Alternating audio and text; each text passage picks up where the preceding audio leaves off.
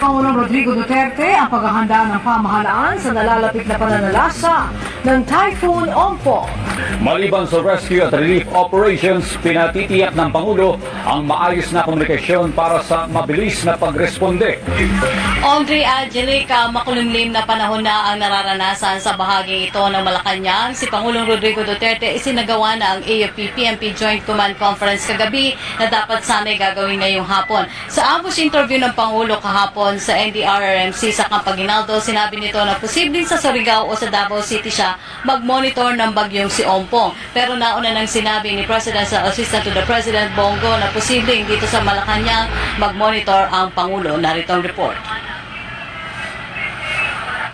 Handa na lahat para tugunan ang epekto ng malakas na bagyong Ompong sa Regions 1, 2, 3, Cordillera Administrative Region at iba pang lugar sa bansa. Kontento naman si Pangulong Rodrigo Duterte na nagsagawa ng command conference sa NDRRMC para tiyakin ang kahandaan ng gobyerno. The nitty-gritty was already discussed, so I could understand already the apparatus being placed there in the meantime, waiting for the crisis to happen because every typhoon is already crisis.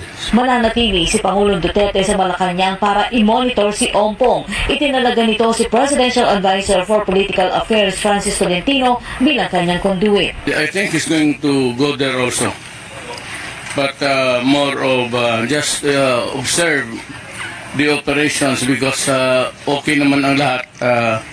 Everything that needs to be done is nandoon na.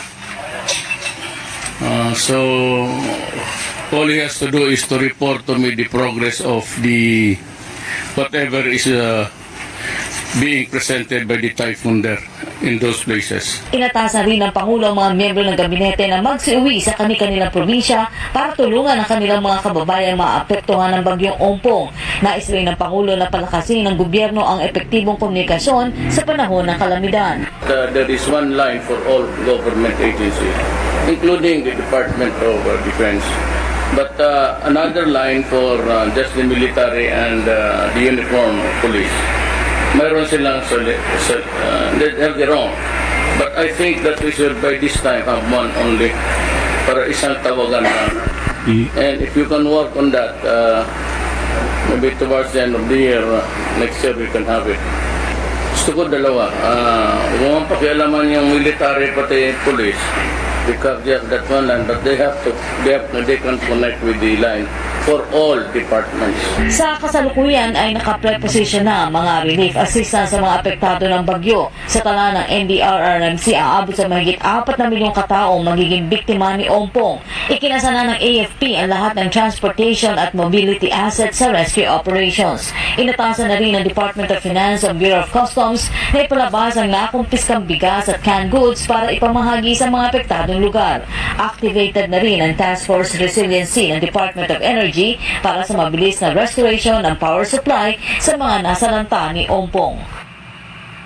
Ng Malacanang sa mga lugar na dadaanan ng bagyong Ompong na manatiling nakatutok sa mga istasyon ng pamahalaan para sa pinakahuling lagay ng panahon at sumunod sa mga direktiba ng kani-kanilang lokal na pamahalaan para makaiwas sa disgrasya o panganib dahil sa bagyo.